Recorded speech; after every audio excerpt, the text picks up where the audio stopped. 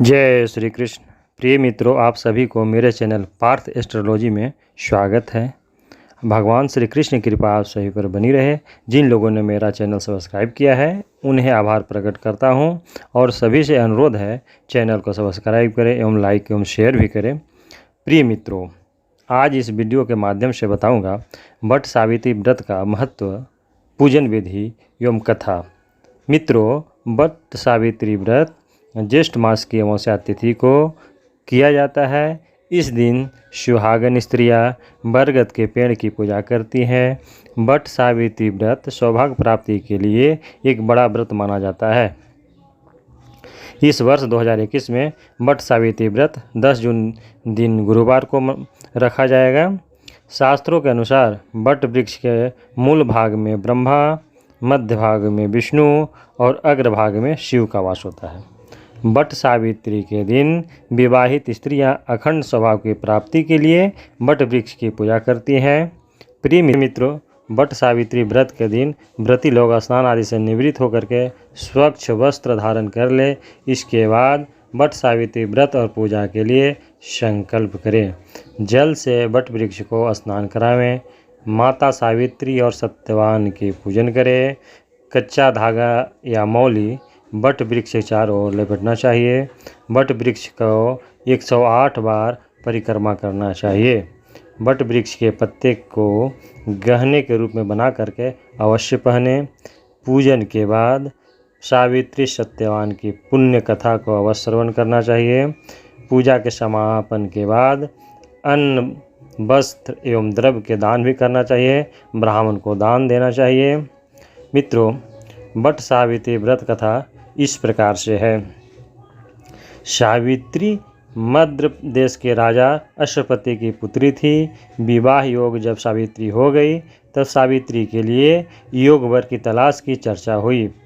सावित्री को वर खोजने के लिए कहा गया तो उसने धूमतसेन के पुत्र सत्यवान का जिक्र की। ये बात जब नारद जी को पता चला तो राजा अश्वपति से आकर वे बोले कि सत्यवान अल्पायु है और 1 वर्ष बाद ही उसकी मृत्यु हो जाएगी। ये सब बात जान करके वे सावित्री सत्यवान से विवाह के लिए अड़िग रही। राजा अश्वपति सावित्री के जिद के आगे कुछ नहीं कर सके और उसकी विवाह सत्यवान से कर दिए। विवाह के पश्चात सावित्री सास, ससुर एवं पति की सेवा में लग गई। नारद जी ने मृत्यु को दिन बताया जो था, उसी दिन सावित्री भी सत्यवान के साथ वन में चली गई। वन में सत्यवान जैसे ही पेड़ पर चढ़ने लगा, उसके सिर में असहनीय दर्द महसूस होने लगा।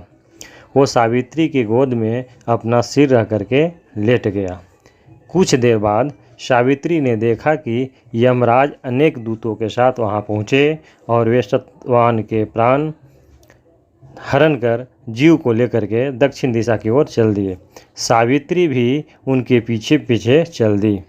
सावित्री को अपने पीछे आते देख यमराज ने कहा, हे पतिप्रायणे, जहाँ तक मनुष्य साथ दे सकता है तुमने अपने पति का साथ दे दिया, अब तुम अपना घर लौट जाओ।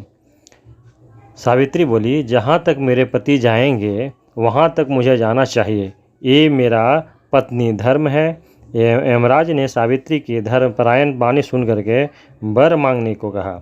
सावित्री ने कहा कि मेरे सास ससुर अंधे हैं, उन्हें नेत्र ज्योति दे दीजिए।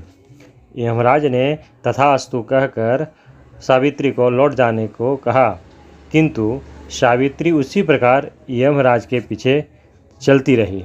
यमराज ने उससे पुनः वर मांगने को कहा। सावित्री बोली कि मेरे ससुर का खोया हुआ राज उन्हें वापस कर दीजिए। यमराज ने तथास्तु कह करके उसे वापस लौट जाने को कहा, परंतु सावित्री नहीं मानी।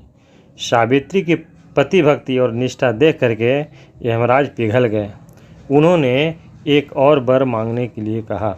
तब सावित्री ने वर मांगा, मैं सत्यवान के पुत्रों की माँ बनना चाहती हूँ, करके यह वर आप मुझे दे दीजिए।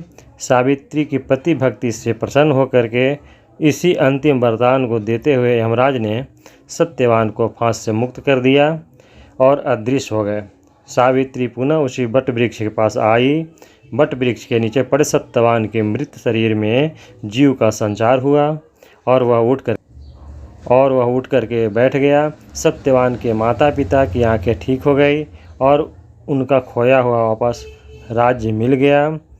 मित्रों, बट सावित्री व्रत कथा में बस आज इतना ही। राधे राधे। जय श्री कृष्ण।